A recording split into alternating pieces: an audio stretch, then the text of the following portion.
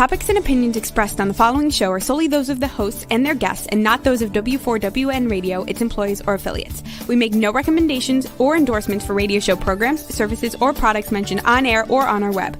No liability, explicit or implied, shall be extended to W4WN Radio, its employees, or affiliates. Any questions or comments should be directed to those show hosts. Thank you for choosing W4WN Radio.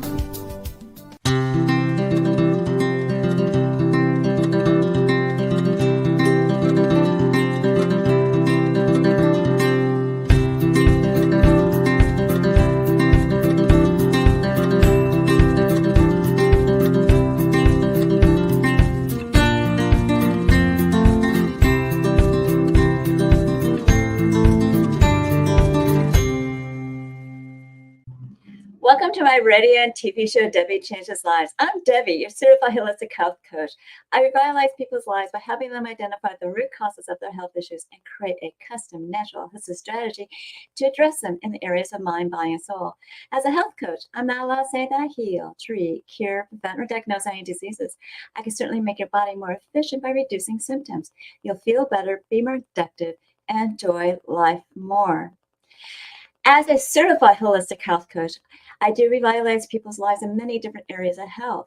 I guide you to clean, toxic-free foods and high-quality essential nutrients. My coaching is for optimizing your health, efficiently release weight if necessary, and enhancing your mindset.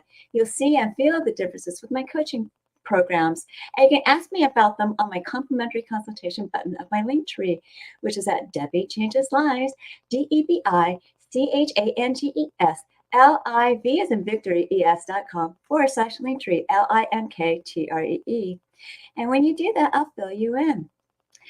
Part of eating a clean, toxic-free diet is consuming organic produce and meats because they are pesticide-free and GMO-free.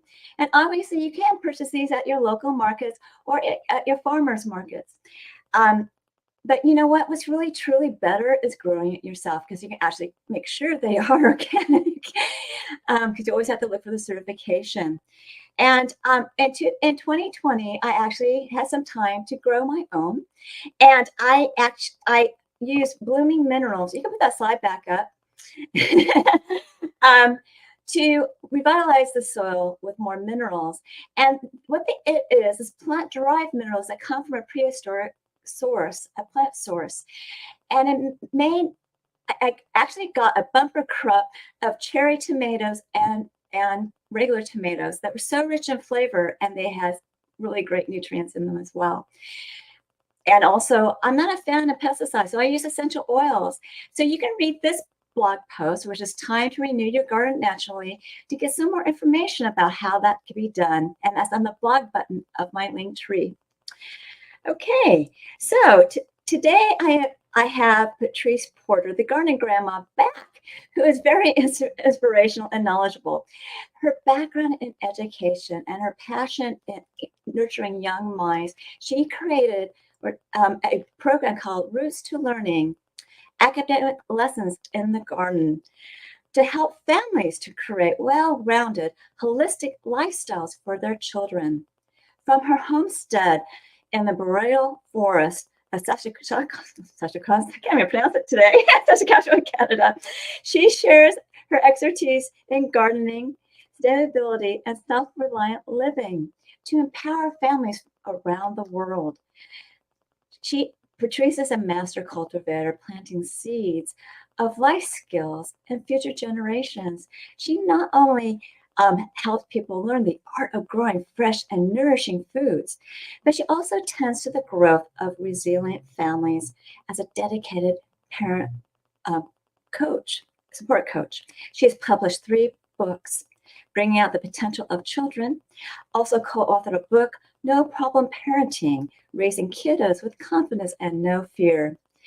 And she has an international bestseller book that is The Parenting Owner's Manual, The A to Z to Raising a Happy, Healthy Family, from 34 experts from around the world. We'll be discussing today cultivating holistic education at home.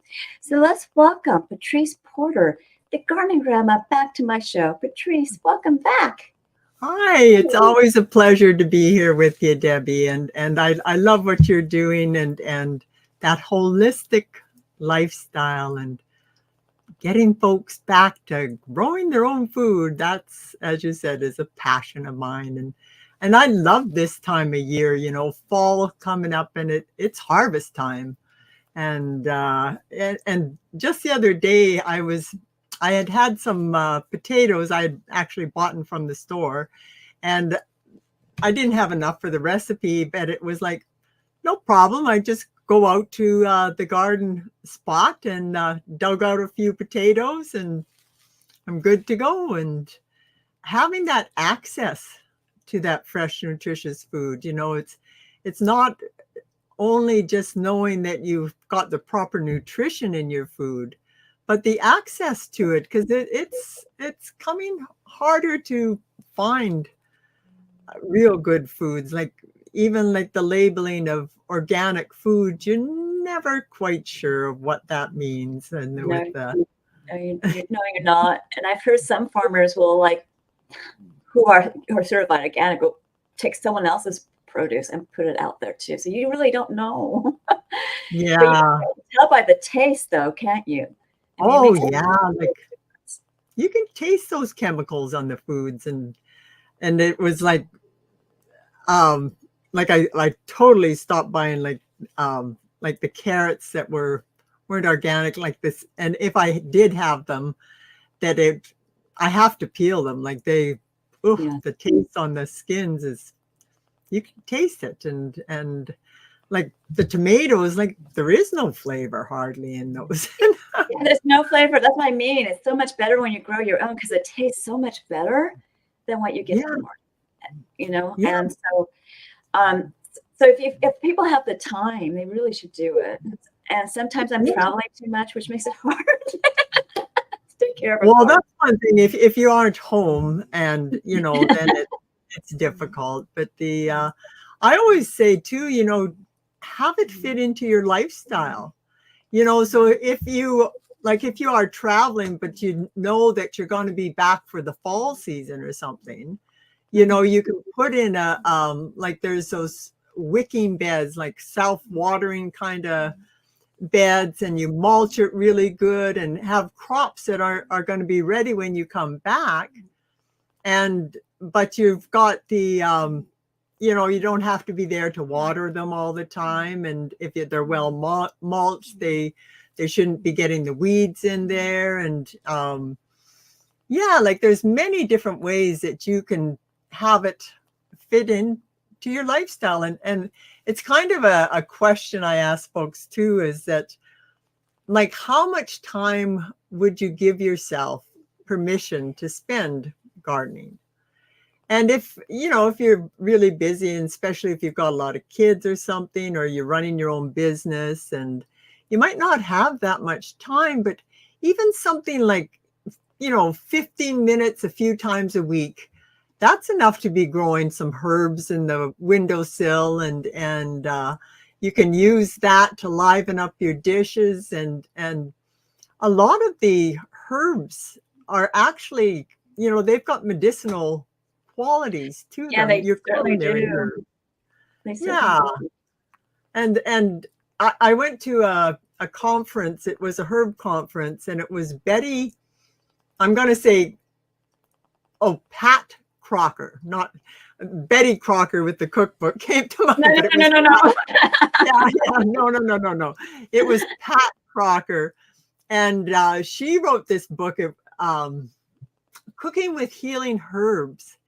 And it's wonderful because it lists all, like, it's full of different recipes, but it lists all your common herbs and spices and what the medicinal qualities are for them. And you can look up by section. It was just wonderful to have that. Yeah. And Basil is great it could be good for digestion, but it's also great for muscle, helping you with relaxing muscle. But anyways, that's my I'm wondering when you say that, relaxing muscles, whenever I make pesto, which is the basil, I get what I call, we joke around, me and my husband, and call it pesto pass out. because I get the drowsies, and that might be that it's just relaxing my It's muscles. relaxing you. Yes. Yes. But you Ah. need to eat a lot of it to really, really notice the effect. Well, I do pack in a lot in my pesto, Oh, okay. so Okay, yeah. great. Great. Yeah. Well, with your educational background and helping young minds, and with my background where I help people holistically with nutrition and make sure people have healthy, eating habits. And we also talked about the benefits of having our own vegetable garden or herbal garden. And the role of it is, what have you experienced with your clients with observing the growth of the holistic lifestyle with them when they're utilizing your programs? Well, I work a lot with the kids, and I would love for more kids to have that life skill of being able to garden and grow their own food, and let them know where their food comes from. Like there's kids, but I just the other day someone was telling me the story of one person. I don't know if it was a client or another family they're working with, and they said, well, let's go out to the garden and pick some peas. And the little girl said, that's weird. Why would you pick peas from the garden? Because she thought they just came in a can. And it was like, whoa. Yeah, that's pretty darn disgusting. They come from the can. Yeah. The frozen ones are pretty bad. Canned peas. That's And funny. and if the kids are growing their own food, they're more likely to eat it. But also they start to appreciate what it takes to grow our food, and maybe a little less wasteful.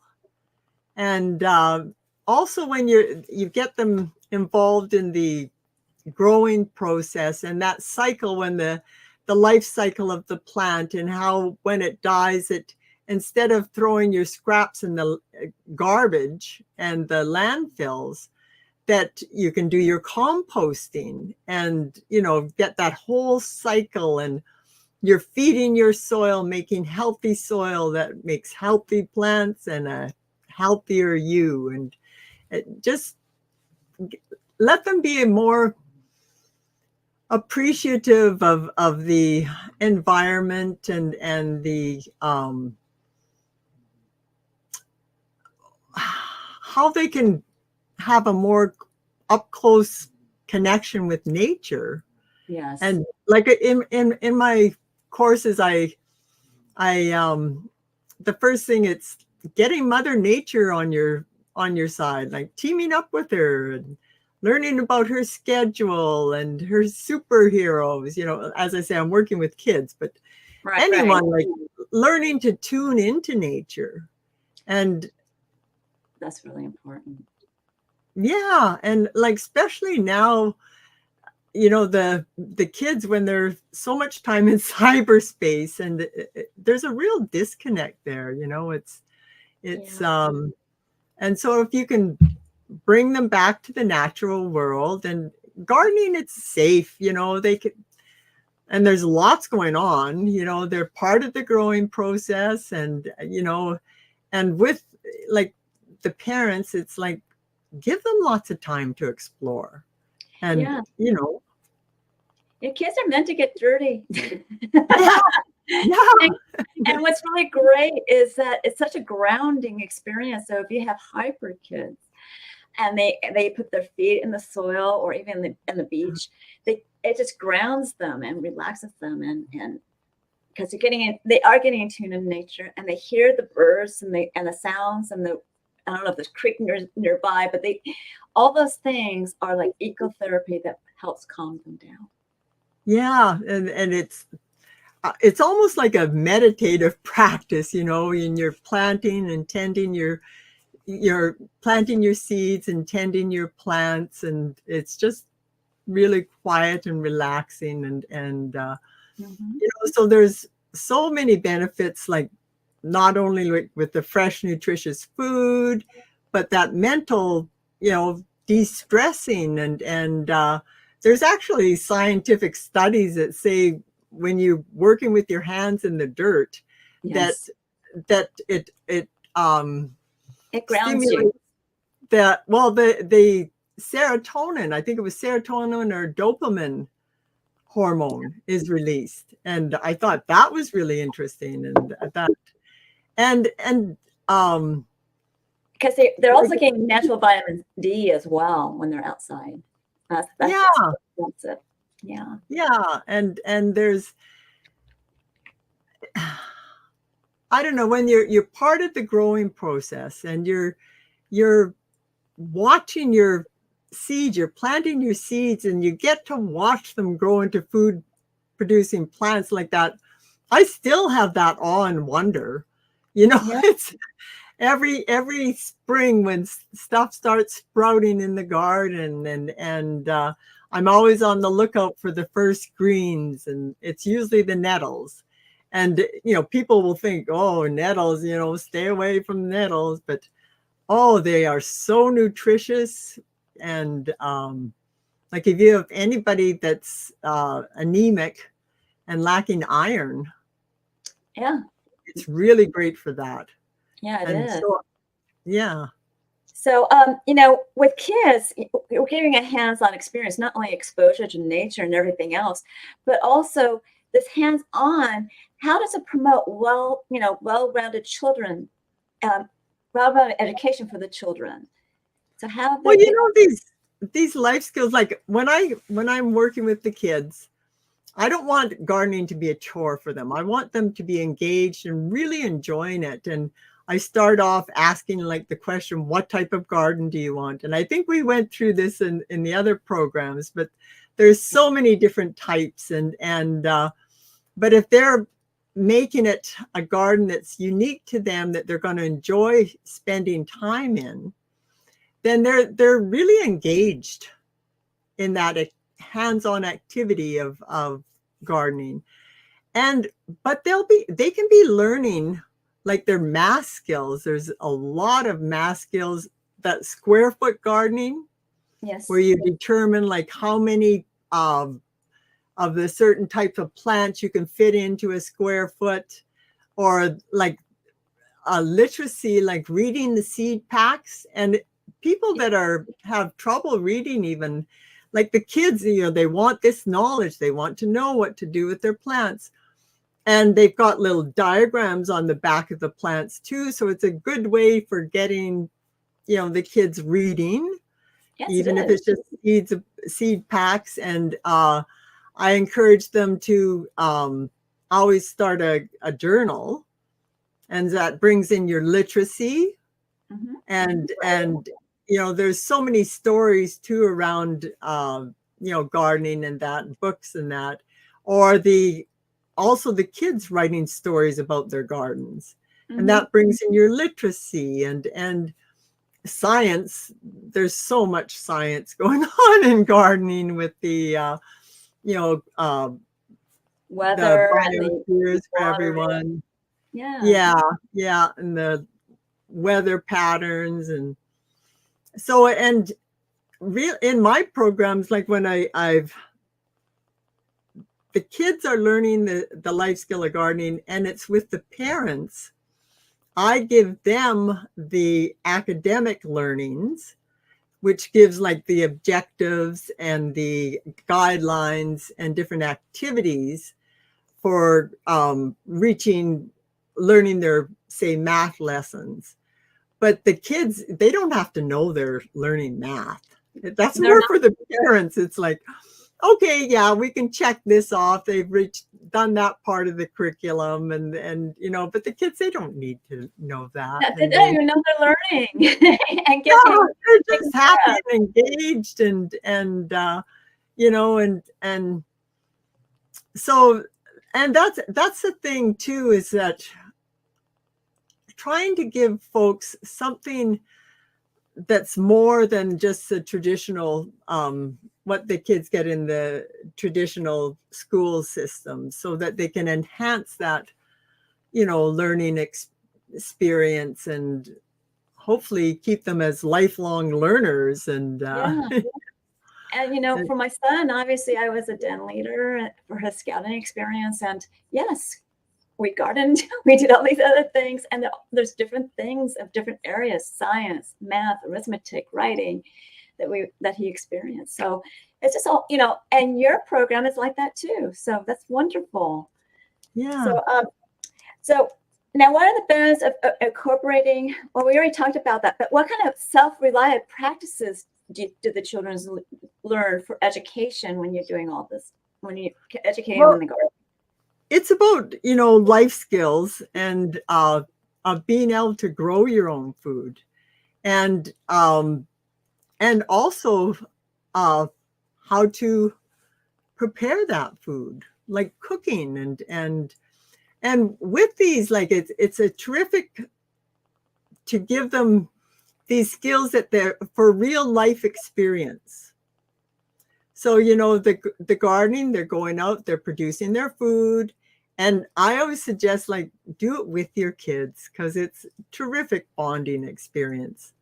And then when they're bringing it in, like even at the beginning, when you're planning your garden, like pick out some recipes that you want to use that with this food you're going to be growing, and get the kids involved in that life skill of being able to prepare their foods and their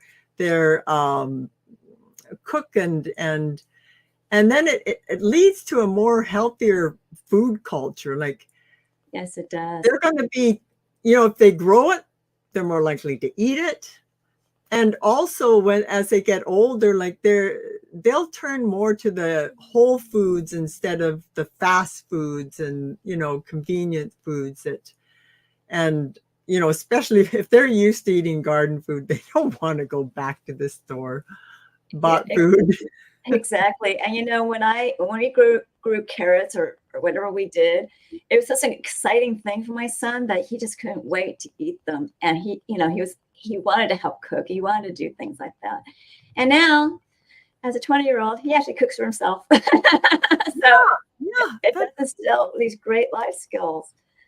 So, okay. So, well, we may have covered this, but I'm going to ask it anyways.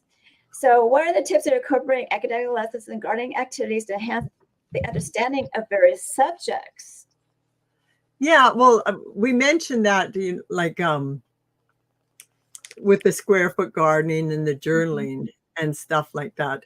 But it's like you're incorporating the activities right while they're engaged in the gardening. So, like the measuring and letting the kids, I start out asking them what type of garden. That leads to like they're taking ownership of the garden and the responsibility that comes with that. And they're planning out the space too, the spatial idea, right? Yeah. And letting them be involved all the way from the planning their garden to bringing in that harvest. And it's them that are adding to the family food supply, and that really like boosts their confidence. And it's like, wow, yeah, I can do this. I'm contributing, and they feel a little bit more valued there. But I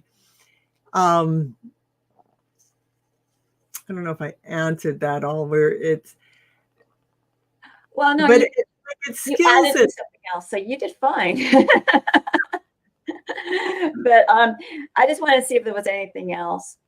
Now, with your program, I mean, some people are international, I assume.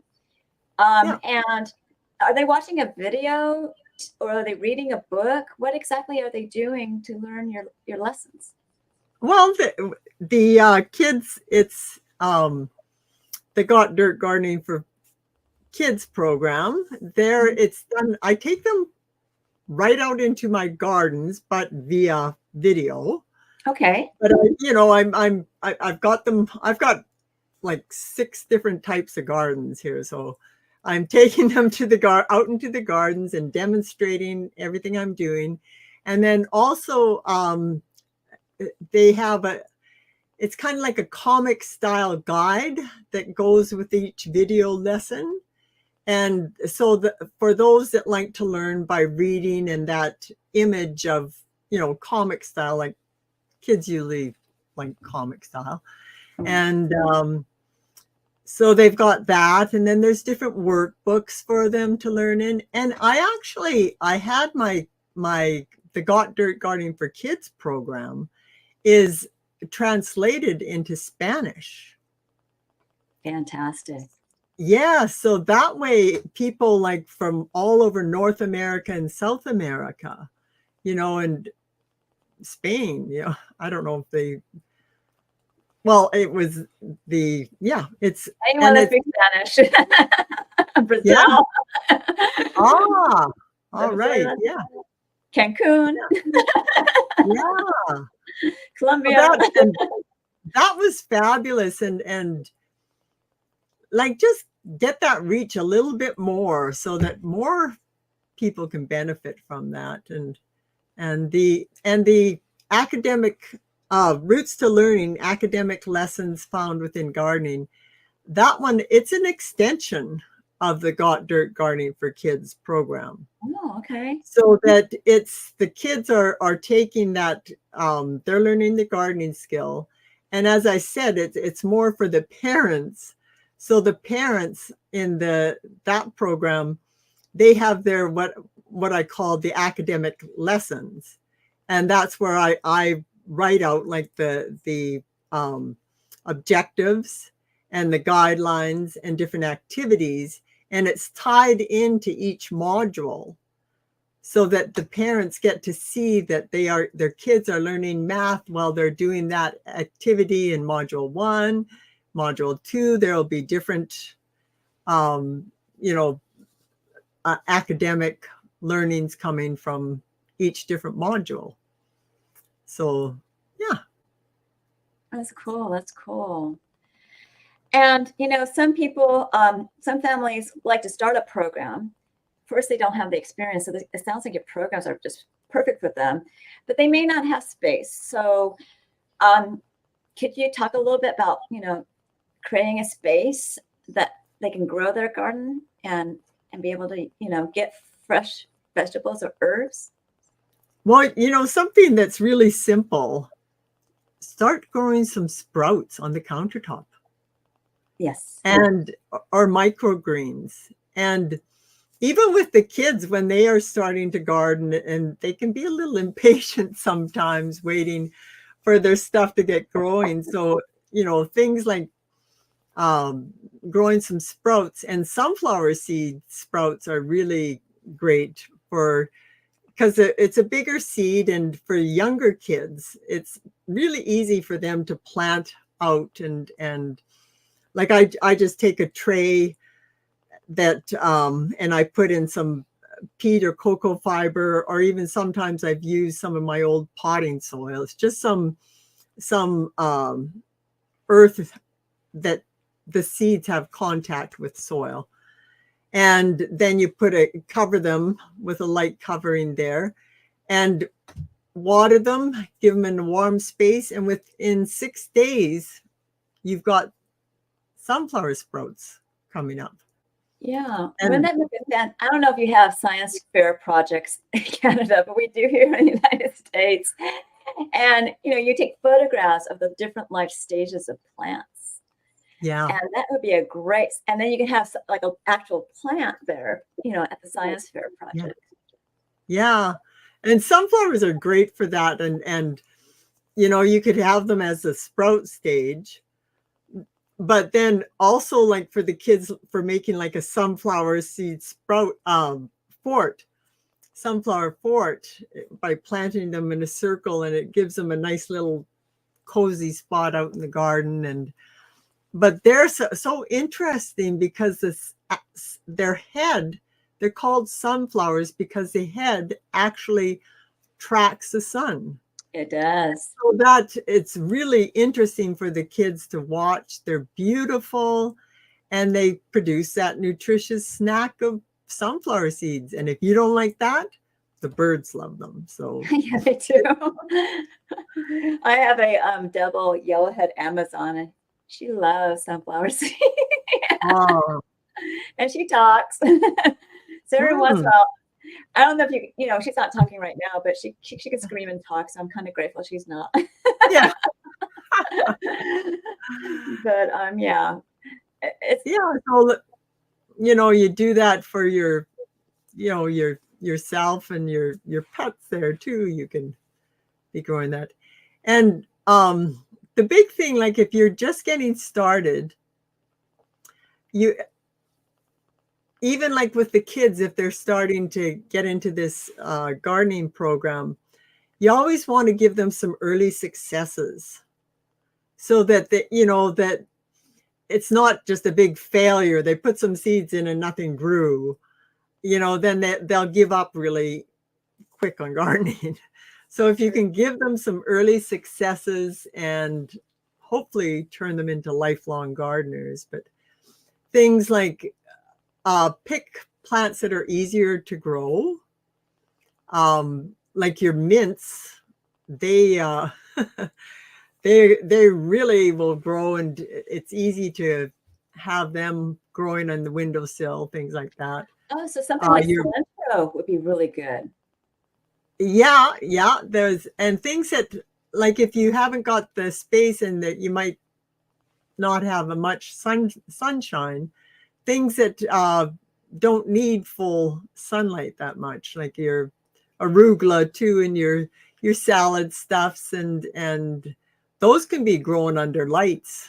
I have a large indoor garden for the winters because we have like 2 months of summer and 6 months of winter up here. So Nice. I move my gardens indoors for the winter time. Well, that's a cool thing. I just want to add that cilantro actually is a great way to detox. Yeah. And you can put it in pesto. Yes. Get that relaxing of the basil. Yes. Yeah. But when you do indoor gardening, or when you do like box container gardens, what's the best way of doing those type of things? You may want to talk about one or the other, or both if we have time. But what's the best way of designing something like that? Because some kids may want to do construction. I know a lot of people, if they're growing indoors, they will. Oops, there, I'm back. You're back. You're fine. Yeah, they will. They will use grow towers. Have become quite the thing. Yes.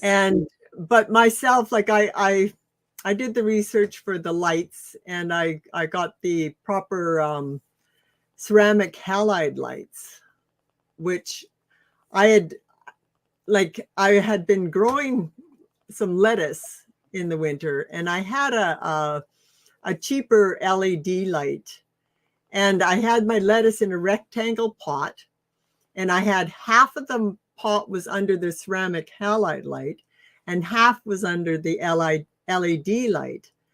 And the one under the ceramic halide was at least double the size of the one. And it was the same pot, same soil, same plants. It's just a different lighting. So like the lighting makes a big difference. What about music? Sure. I mean, and I don't know, there's something about, like, I always say, to be observant in your garden, but giving your plants that attention, I believe it. I don't speak out loud to my plants like some people say to do, but I do. I'm communing with my plants and tending to them and giving them love and care, and it makes a difference. And it does. It does. We all living things respond to loving care. I'm just wondering if the sounds of birds would be helpful, because it's something they're used to outside. So well, actually, I grow in it's a sunroom, but the sound, it really lets the sound in, and I'll have actually the welcome video in my course. You hear the birds chirping in the background, because we have a lot of birds in our yard, but it travels right through there. But it's it's bringing that little bit of magic in there too. When the kids are getting involved in the growing process, and I show them how, if you're growing things indoors, like your tomatoes, you haven't got the birds and bees to pollinate them, but if you can give them a little tap, they will pollinate. Cucumbers, same with that, the peppers, and it's indoors. You want to make the most of your space. So I like, instead of using round pots, I use rectangular pots so they can fit in, nice and tight. And you want to get the plants that are good producers. So you're getting the most out of the space that you do have. And there's certain varieties will be more productive, or just the type of plants that you're growing. And so it's, yeah. So you're always starting with a seed versus something that's a seedling, correct? No. I start my own seedlings, but too, because trying to get extend the growing season here, I start a lot of plants, by seedlings. I'll start them indoors and then move them out into the garden. And I like to have some extra seedlings on hand so that, you're not going to get 100% germination of your seeds. Or if a dog, your dog digs up part of your garden or something, True. Things like that happen. And a great lesson in handling disappointment, but it's great to also be prepared and have some extra seedlings so you can fill in those holes, and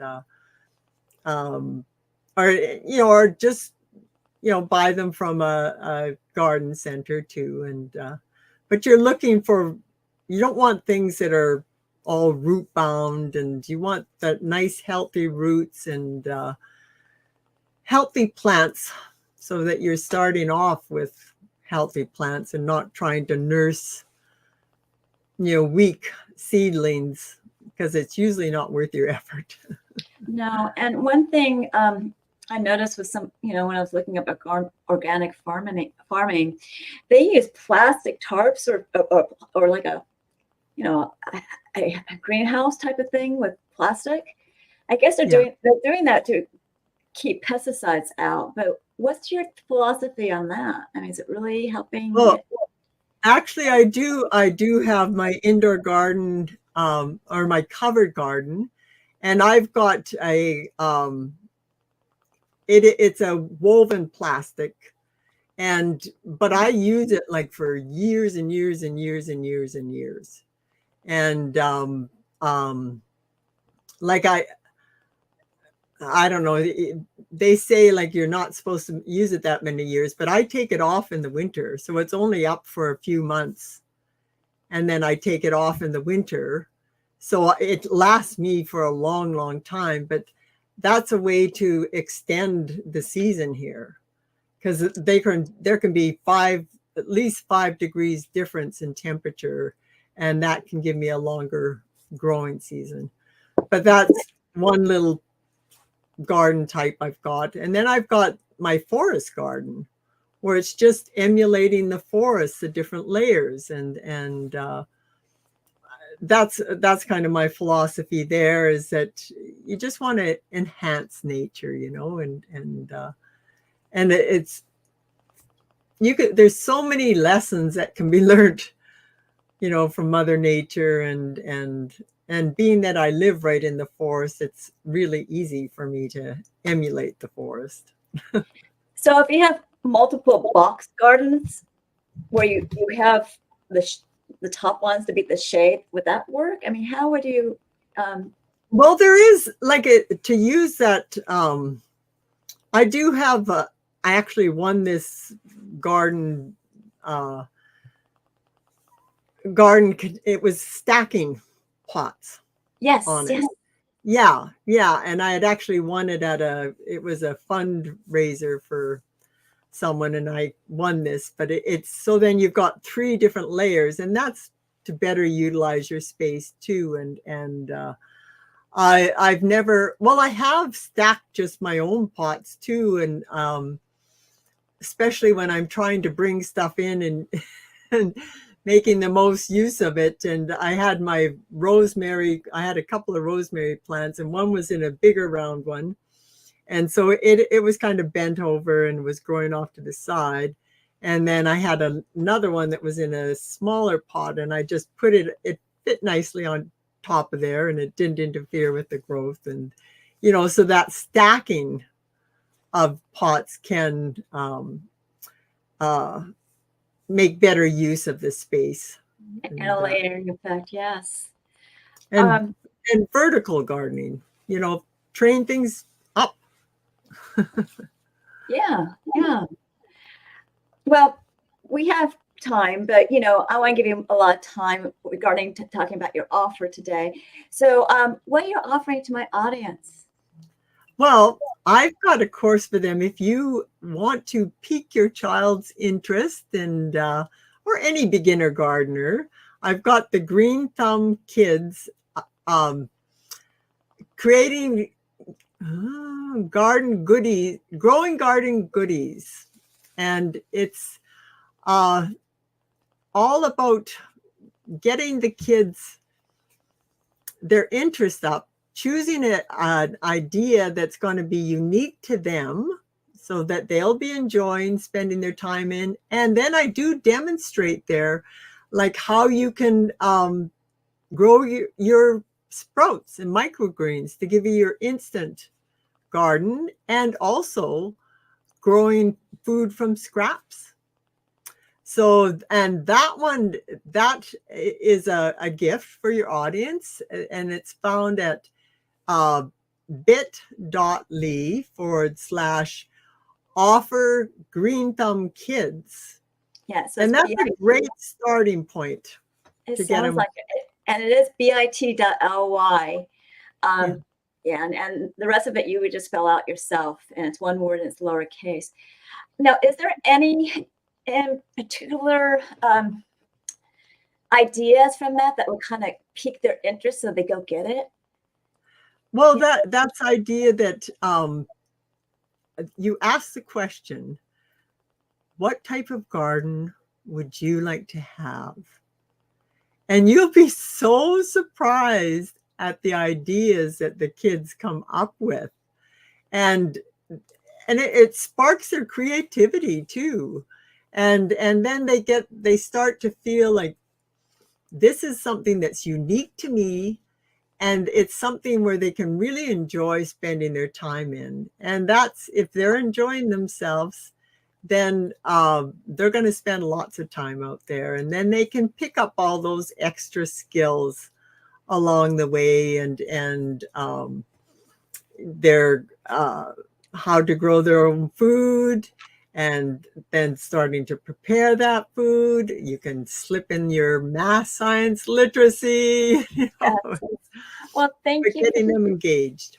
Okay, that's a wonderful offer, and I do need to wrap up the show. But I'll invite you again for another planting season. I want you to stick around for closing remarks. Okay? Sure.